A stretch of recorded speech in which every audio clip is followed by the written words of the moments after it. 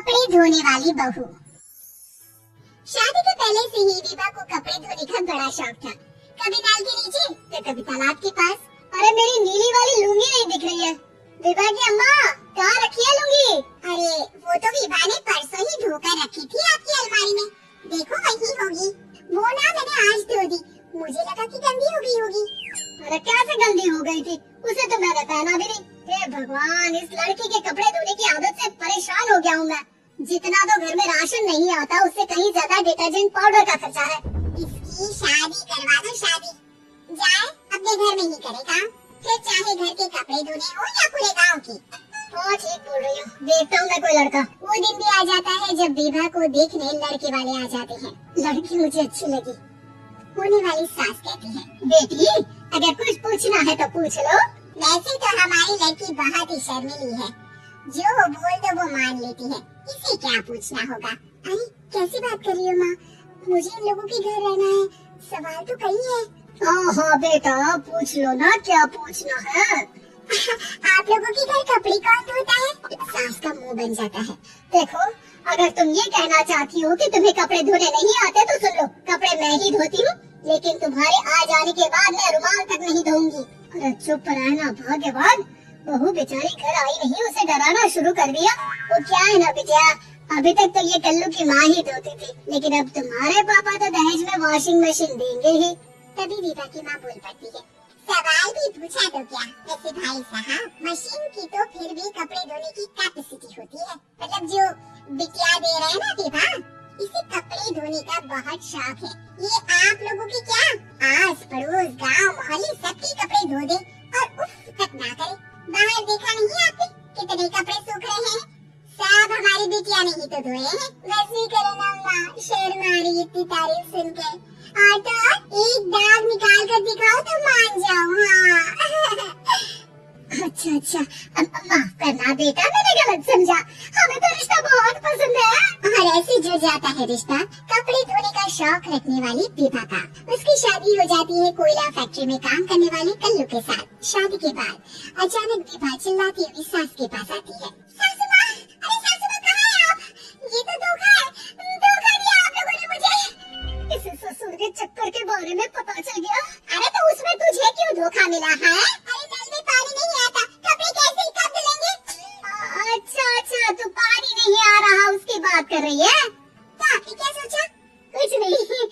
अच्छा तेरी माँ ने कहा था कि कपड़े धोने का शौक है, तुझे याद आया मुझे। शौक बोलकर कपड़े धोने वाले मेरे जुनून को काम लगाती सासू माँ। कपड़ा धोना मेरा गुरूर है। तभी पति भी वहाँ आ जाता है। अभी मैंने इसे सनी देओल की फिल्म दिखाई है, उसी की डायलॉग मार रही है माँ। अच्छा सुन, साफ बता रही हूँ, पानी सुबह 4 से 6 और शाम को 10 से 12 आता है, समझी? विभा टाइमिंग सुनकर हैरान हो जाती है। ये क्या भूतों का मोहल्ला है? सुबह 4 बजे उठकर कौन कपड़े धोता है? 4 बजे टंकी में पानी जाता है, फिर सारा दिन धोना ना, किसने मना किया? अरे कैसे बात कर रही है? 200 लीटर की टंकी में कितने कपड़े धो लूंगी मैं? सुबह ही उठ जाऊंगी मैं। अब क्या था, विभा सुबह 4 से लेकर रात के 12 बजे तक कपड़े ही धोती रहती। एक रोज सास पड़ोस से निकल कर कहीं जा रही होती है कि साथ वाली कहती है, हाँ कल्लू की माँ, जरा ये बताओ कि 2 साड़ी है, 2 ब्लाउज और एक पेटीकोट और एक नाड़ी वाला लंबा कच्छा। हाँ तो? अरे तो क्या, कितना लोगी धुलाई ये बताओ। 2 बंद दिख रहे हैं हम क्या?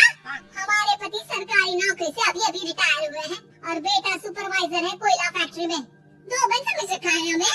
हाय रे कल्लू की अम्मा, माफ कर दो, वो तो मोहल्ले में यही सब बता रहे थे कि तुमने बहू को कपड़ा धुलवाने के काम में लगा दिया है। सास को पड़ोसन की बात सुनकर गुस्सा आ जाता है। वो घर पहुंचती है जहाँ घर के बाहर ही इतने सारे कपड़े सूख रहे होते हैं, जितने कि किसी धोबन के घर पर। अरे ओ कल्लू की दुल्हन, बाहर निकल।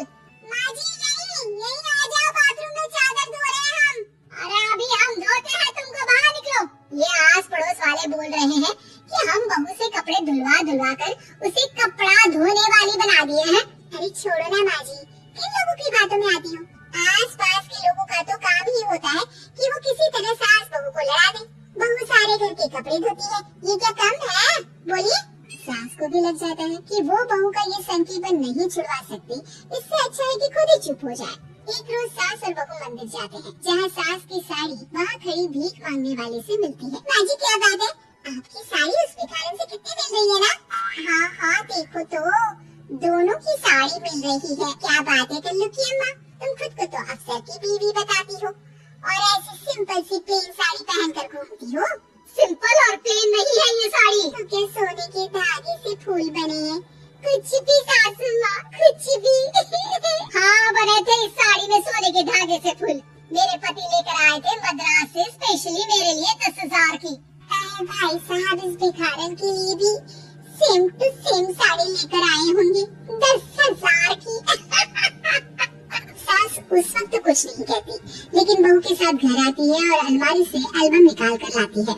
ये साड़ी देख रही है, ये वही साड़ी है जिसे मैंने अभी पहना था।